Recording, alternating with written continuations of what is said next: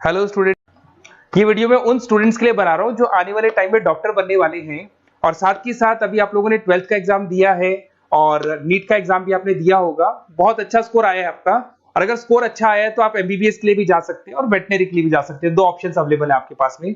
अब देखिए इसके अंदर जो डॉग लवर्स हैं या फिर अपन बोल सकते हैं जो एनिमल लवर्स हैं, इसमें सारे एनिमल्स कवर होते हैं, वो लोग इस वेटनरी वाले ऑप्शन को चूज कर सकते हैं। बहुत अच्छा ऑप्शन है, इसमें बहुत अच्छी अच्छी कैरियर अपॉर्चुनिटीज मिलेगी, बहुत अच्छा पैकेज मिलेगा और फ्यूचर ग्रोथ बहुत अच्छा है इसके अंदर। अभी अपन लोग डिस्कस करने वाले हैं veterinary, what is veterinary doctor, veterinary doctor क्या करता है, कैरियर अपॉर्चुनिटीज क्या क्या मिलेंगी इसमें, सैलरी क्या मिलेगा इसके अंदर, इंडिया में क्या सैलरी है और अब्रॉड में क्या सैलरी मिलेगा आपको, गवर्नमेंट कॉलेजेस क्या चार्ज करते हैं फीस, प्राइवेट कॉलेज क्या चार्ज करते हैं, पूरा डिटेल में डिस्कस करेंगे। कहां एडमिशन लेना चाहिए, कितनी फीस पे लेना चाहिए, स्कॉलरशिप कितना मिलेगा, कम से कम बजट में कौन सा कॉलेज मिलेगा, इसको अपन बिल्कुल डिटेल में डिस्कस करने वाले हैं। चलो शुरू करते हैं। अब देखिए एक वेटनरी डॉक्टर करता है क्या, what the veterinary doctor will do. तो वेटनरी डॉक्टर बहुत सारे काम करता है, डायग्नोस्टिक का काम है, उसका ट्रीटमेंट का काम है, सर्जरी का काम है, प्रिवेंशन क्योर का काम है, इमरजेंसी केयर के लिए आपका जो एनिमल वेलफेयर हो गया, क्लाइंट एजुकेशन हो गया, ये सारे काम वो करता है। जैसे अगर अपन डायग्नोस्टिक की बात करें तो एनिमल्स का एग्जामिनेशन करना है, उसका एक्सरे करना है, ब्लड टेस्ट करना है, उसमें वो काम करेगा। अगर मैं ट्रीटमेंट की बात करता हूँ तो यहाँ पे वो मेडिसिन वगैरह जो देगा वो देगा आपको, प्रोवाइड वैक्सीनेशन, वो बहुत इंपॉर्टेंट है क्योंकि वैक्सीनेशन वगैरह अपन देखते हैं डॉग्स वगैरह को रेगुलर बेसिस पे अपने को देना पड़ता है। सर्जरीज हो गई, जैसे रूटीन सर्जरीज, कॉम्प्लेक्स सर्जरीज, ये सारे काम वो करेगा।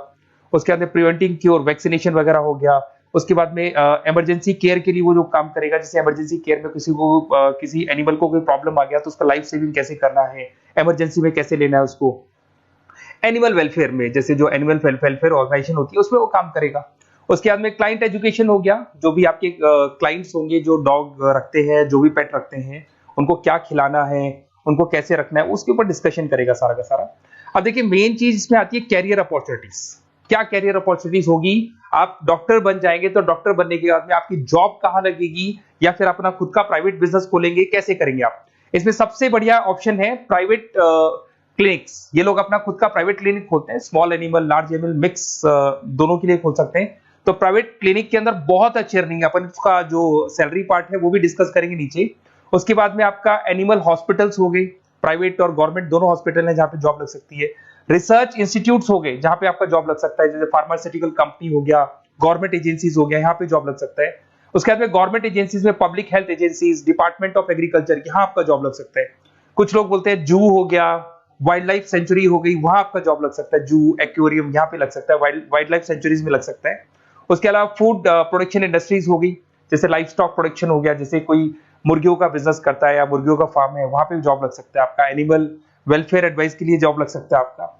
कुछ नॉन प्रॉफिट ऑर्गेनाइजेशन होती है जो एनिमल्स के लिए खुली हुई है और उनका ऑब्जेक्टिव होता है कि कोई भी अगर एनिमल के साथ कोई प्रॉब्लम है तो वो लोग सॉल्व करते हैं उसको, उसका कोई चार्ज नहीं है, वहां आपका जॉब लग सकता है। उसके बाद में पेट और फूड न्यूट्रिशन, क्या खिलाना है, जैसे आपने सुना होगा डॉग्स को पेडिग्री देते हैं अपन, वैसे कौन सी चीज खिलानी चाहिए, क्या नहीं खिलाना चाहिए, उसकी जो जितनी मेडिसिन बनेगी या जितने फूड बनेंगे वहां जॉब लग सकता है आपका।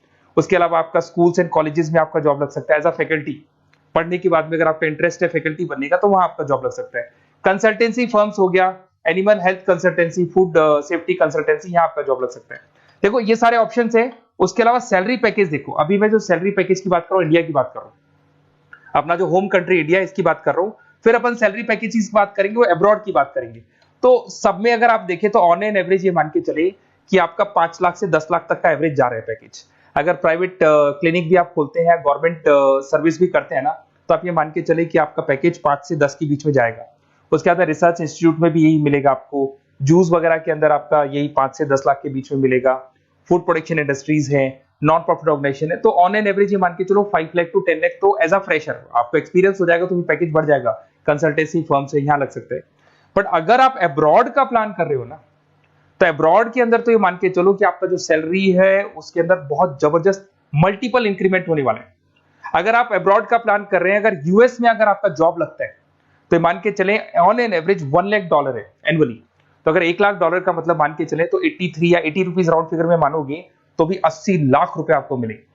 तो इसके अंदर एक बहुत अच्छा ऑप्शन है कि आप एज अ डॉक्टर बन के अब्रॉड भी जा सकते हैं। कुछ लोग हैं जो नहीं जाना चाहते बट कुछ जाना चाहते हैं तो वो जा सकते हैं, इसमें अब्रॉड भी जा सकते हैं।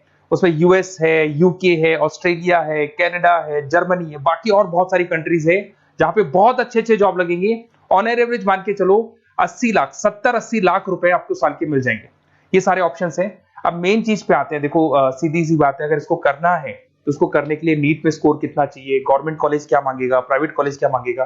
अगर मैं गवर्नमेंट कॉलेज की बात करता हूं तो नीट में मिनिमम 450 का मार्क्स चाहिए आपको। अगर नीट में 450 मार्क्स नहीं है, प्लस आपका 12th में 50% कंपल्सरी है, फिजिक्स, केमिस्ट्री, बायो से होना चाहिए, 50% होना चाहिए, और साथ के साथ नीट के अंदर 450 मार्क्स चाहिए। 5.5 साल का कोर्स है। गवर्नमेंट कॉलेज में अगर आपको मिल जाता है तो सबसे फर्स्ट ऑप्शन यही रखेंगे आप। यहां पर आपका 2 लाख रुपए फीस मान के चलो तो 8 लाख रुपए में आप ये मान लो 8-10 लाख के अंदर अंदर, मतलब मैक्सिमम 10 लाख का खर्चा मान के चलो, इसके अंदर अंदर आपका कंप्लीट कोर्स हो जाएगा अगर गवर्नमेंट कॉलेज मिलता है। बट अगर आपका स्कोर कम है तो मैं आपको एडवाइस करूंगा गो फॉर प्राइवेट कॉलेज, क्योंकि आगे स्कोप बहुत अच्छा है कि वापस जब आप कहीं अब्रॉड जाते हैं या फिर कहीं और जॉब करेंगे तो निकल जाता है सारा पैसा, कोई दिक्कत नहीं है। प्राइवेट कॉलेज के अंदर नीट अपीयर चाहिए। अगर आपका स्कोर कम भी है तो भी चलेगा, नीट अपीयर है तो भी चलेगा। साथ के साथ अगर यहाँ पे ड्यूरेशन देखें तो वही कॉमन रहेगा। बट प्राइवेट कॉलेज में फीस बहुत हाई है। देखो आप 5.5 से लेके 7 लाख पर एनम मान के चलो तो पूरी फीस मान लो कम से कम 30-35 लाख के आसपास फीस बैठती है आपकी। अब इसमें हॉस्टल भी इंक्लूड नहीं है, हॉस्टल का अलग से चार्जेस लगने वाला है आपका। अब मैं जो आपको बताने वाला हूं उसको ध्यान से सुनना। प्राइवेट कॉलेज में बहुत सारे कॉलेजेस हैं जो लोग स्कॉलरशिप पे एडमिशन लेते हैं, बच्चों को पता ही नहीं उन कॉलेज के बारे में।